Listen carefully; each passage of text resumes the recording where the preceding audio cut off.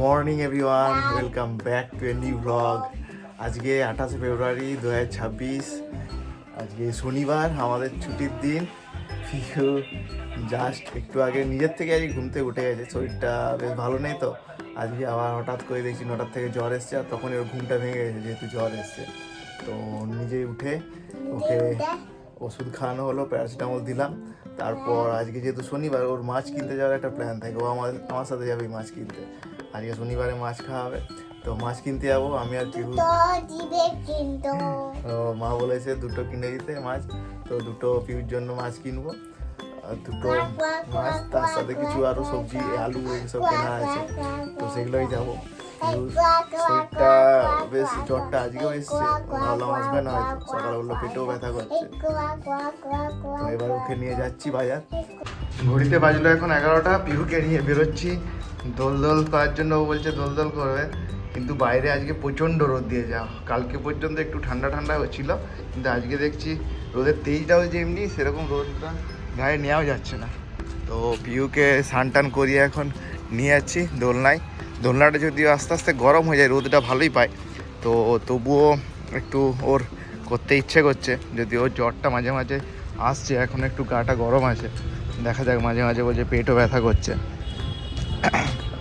দাঁড়াও, গরম আছে নাকি দেখি আগে, তারপর আমি চাপিয়ে দিচ্ছি। পিহুর যেহেতু শরীরটা ভালো নেই, তাই ওর বেশিক্ষণ ভালো লাগছে না বাইরে থাকতে, আর রোদটাও প্রচণ্ড দিয়েছে আজকে, আর নেওয়াই যাচ্ছে না বাইরে থাকায় রোদে। তো নিজেই বলছে যে বাড়ি যাবো, নাহলে তো মোটামুটি আধ ঘন্টা ধরে দোলনা করে, কিন্তু নিজেই বলছে এবার বাড়ি যাবো, তাই ওকে নিয়ে এবার বাড়ি যাচ্ছি। বাইরে থেকে এসেই পিহু বলছে ক্যারাম বোর্ড খেলবে, তাই ওকে ক্যারাম বোর্ডটা বার করে দিয়েছি। তো ক্যারাম বোর্ড খেলার জন্য পিহু 3-4টি গুটি বার করেছে শুধু। এখনও ছোট, এখনও বুঝে না ক্যারাম বোর্ডটা কীরকমভাবে খেলতে হয়। তো ওকে নিয়ে এখন ঘরেই খেলাধুলো হবে।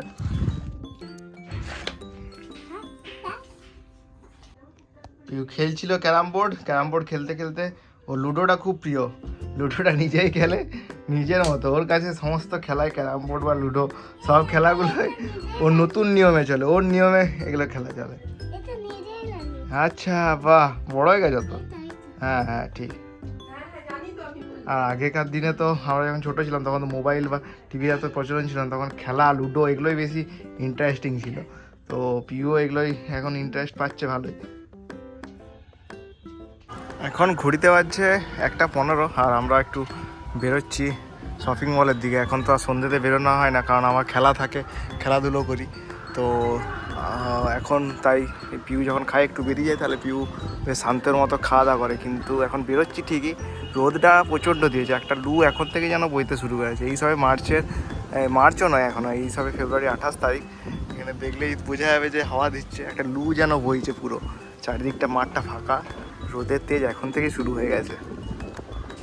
আমি আর দীপ দুজনে মিলেই তো গেছিলাম শপিং মল একটা জিনিস কেনার জন্য। তো ওখান থেকে আজ যখন আসছি, তখন পিউ ফোন করেছে, বলছে পেটে ব্যথা করছে। তো ওকে, তার জন্য দীপকে আমি নামিয়ে, দীপ ওষুধ দেবে বলে নামিয়ে আমি গেছিলাম এই ফটোগুলো আনতে। এই ফটোগুলো অলরেডি আমার প্রিন্ট আউট হয়ে গেছে, যেগুলো আমরা বৃন্দাবনের ট্যুর ছিল, সেই ট্যুরগুলো। এগুলো এখনও দীপকেও বলিনি, আর পিউও জানে না। তো তার জন্য আমি আবার আলাদা করে গেছিলাম এগুলো আনতে যাওয়ার জন্য। এগুলো হয়ে গেছে প্রিন্ট আউট, সবই হয়েছে, তবে টোটাল 180টার মতো আমরা ছবি দিয়েছিলাম। তো বললো অনেকগুলো ফটো খুলেনি, তার জন্য সব ফটোগুলো প্রিন্ট আউট হয়নি। এবার দীপ কী বলে আর পিউ কী বলে, সেটাই রিয়েকশানটা দেখাবো। দীপ আজকেও বলছে ফটোগুলো প্রিন্ট আউটই করা হচ্ছে না, কিন্তু আমি অলরেডি দিয়ে দিয়েছিলাম। তো বেশ মোটামুটি ঠিকঠাকই এসছে ফটোগুলো। আর একটু হয়তো ভালো আসতো যদি ডিএসএলআর হতো, কিন্তু এটাতে ঠিকঠাকই এসছে ফটোগুলো। এগুলো এবার ওদেরকে দেখাবো। আর বাইরে তো যখন আসছি পুরো লু হয়েছে, মানে এখনই যে এইরকম গরম পড়বে, মানে বাকিটা কী হবে বলা যাচ্ছে না। তো চলুন দেখাবো দীপ আর পিহুর রিয়াকশানটা এই ফটোগুলো দেখার পর। পিহুর হাতে ফার্স্টে দিয়ে দিয়েছি, এবার মাকে দিতে যাচ্ছে পিহু। দেখা যাক কী এগুলা।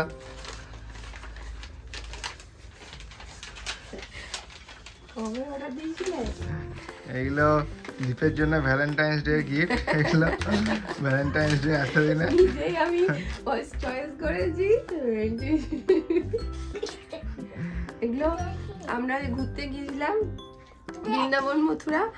তো এই ছবি তোলা ছিল, তো আমরা ভেবেছিলাম একটা অ্যালবাম বানাবো। এই যে দেখো, এবার থেকে যতগুলো আমরা যাব করবো সবগুলোরই অ্যালবাম করে রাখবো, কারণ ফোনে সবসময় থাকে না, স্টোরেজ ফুল হয়ে যায় বা কোথায় রাখি খুঁজে পাই না।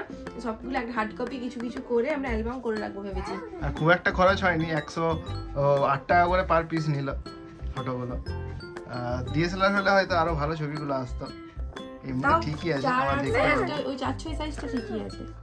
একটা ছবিতে দেখতে দাও কেমন এগুলো ছবিটা হচ্ছে এসেছে, সব প্রিন্ট আউট নেওয়ার একটু পর তো দেখতে এসেছে। দাও কেমন ছবিগুলো এসেছে। ঠিকই আছে, এইটা সেলফি ক্যামেরা। পিউ ছবিও দেখতে দিচ্ছে না। পিউ ফেটে কথা ঠিক হলো। আর কিছু এই রে কাজ ছবি রে কে রাধে কি না রাধে কি না। আমি কি ও আজকে পুরো খাটে এটা নিয়ে ওর ব্যস্ত থাকবে মনে হচ্ছে, এই ফটোগুলো নিয়ে। ফটোগুলো প্রথম আমি ভুলে গেছি। আমরা পছন্দ। আগে যেগুলো ঘুরতে গেলাম গোয়া বা গ্যাংটক, ওগুলো গোয়া গ্যাংটক ওগুলোর সব এক একটা ওগুলো করে সব- অ্যালবাম বানাবো। ওগুলো ল্যাপটপে আছে, ওগুলো নিয়ে ওগুলো একটা করে রাখবো। কত ভুলা কতগুলো। আর এখানে থাকলে সবাইকে দেখাতেও পারবো। হ্যাঁ, ফোনে সবাই থাকলে সবাইকে সবাই দেখানো দেখতেও ইন্টারেস্ট পায়। এগুলো যখন আমরা হার্ড কপিতে নিয়ে যাব বিষ্ণুপুরে, সবাই দেখতেও খুব ইন্টারেস্ট পাবে। হ্যাঁ, আমরা যেমন নাহলে ফোনে দেখছি, তো খুব একটা ওই জাস্ট দেখলো। আর এখানে একটা দেখার একটা মজাই আলাদা থাকে, সব উল্টে উল্টি দেখা। মাসিও দেখবে, মাসিও এসছে, মাসিও দেখাবো কোথায় কোথায় আমরা ঘুরেছি। একটা ভিউ একা আছে এই যে। পিউ আমাদেরকে একটা ছবিও দেখতে দিচ্ছে না, তারপর দেখো ও নিজেই সাজিয়ে সাজিয়ে বলছে পড়বে দেখবো। নিচে, এগুলো ছিঁড়ে যাবে। কিছু ডবল হয়েছে নাকি? এটা এটা ডবল মনে হচ্ছে না, একই স্টাইল, একই স্টাইলের এটা। এটা এটা তো ছবিগুলো মনে হচ্ছে না একটু ফ্যাকাসে ফ্যাকাসে লাগছে, সে তো হবেই, আর কত ইয়ে আসবে। তাই না? এগুলো সেলফি ক্যামেরায় তোলা তো হ্যাঁ। অতটা, তবু তো আইফোনে তোলা বলে এগুলো অনেকটা, হ্যাঁ। অনেকটা ভালো এসছে, না হলে তো আগে আরোই ফ্যাকাসে ফ্যাকাসে আসতো। ডিএসএলআর ছাড়া তুমি তো যখন ভালো। বড় হবে তখন দেখবে যে এত ছোটতে আমি ঘুরতে গিয়েছিলাম। তার জন্যই, নাহলে তো এগুলো সফট কপিতেই থেকে যায়। আর পিউ এগুলো বলছে সব ছবি আমি দেখবো তারপর খাবো, তাছাড়া খাবেই না। ও দেখবে যখন চল বড় হবে। আর আমাদের কেউ এলে বাড়িতে তাদেরকেও দেখানো যাবে। বিষ্ণুপুর যখন যাব তখন নিয়ে যাব বাড়িতে, দেখবে এগুলো। আরো থাকো এখন সন্ধে 6:30 বাজছে, আর পিহু আজকে এখনও রেস্ট নিচ্ছে, ওর শরীরটা যেহেতু ভালো নেই। তো আমি গিয়েছিলাম বাইরে একটু বাজার মাংস আনার জন্য, কারণ কালকে আমি দীপ দুজনেই একটু বেরোবো। তো বেরোনোর জন্য বেরোবো বলতে কালকে একটা আমাদের বান্ধবীর ছেলে মেয়ের অন্নপ্রাশন আছে, তো সেখানেই যাব। কিন্তু পিহু শরীর ভালো নেই বলে আর পিহুকে নিয়ে যাব না। তো পিহু যেহেতু ঘরে থাকবে, ওর জন্য মাংস রান্না করা হবে সকালে, টাইম পাওয়া যাবে না সকালে, কারণ আমরা সকালই বেরিয়ে যাবো।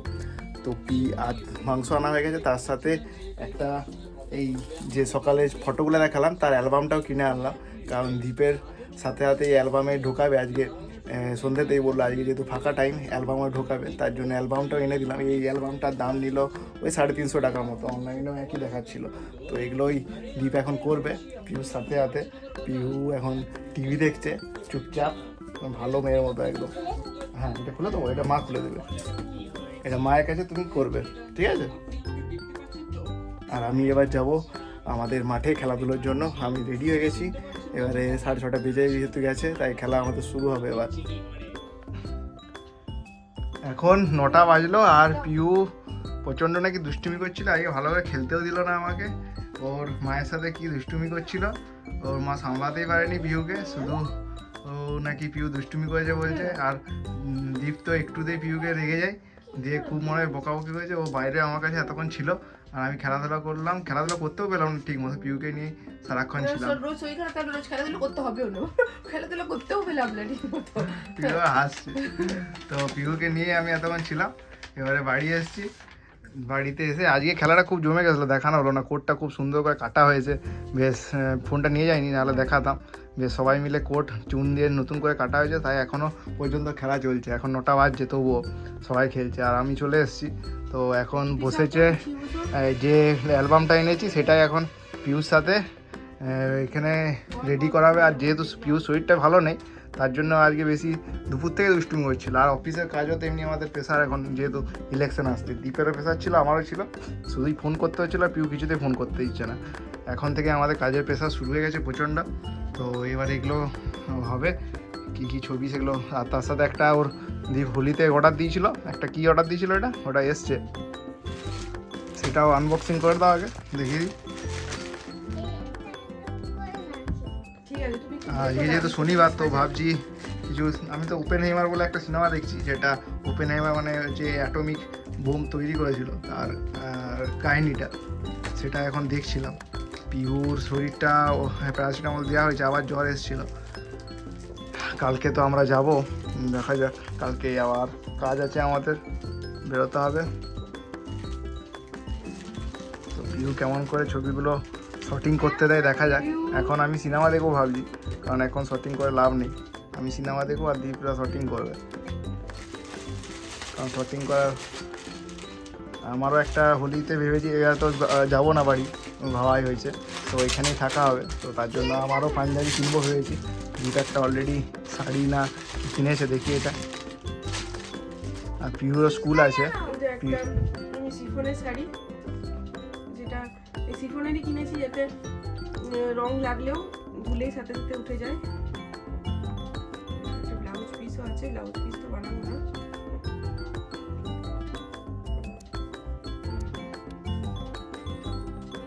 কতক্ষণ ধরে ধরবো? আজকে তো দুপুরে ঘুমায়নি পিউ, অলরেডি বলছে ঘুম পাচ্ছে মাঝে মাঝে, কারণ ওষুধ তো খাচ্ছে, তো ঘুম পেয়েই যাবে।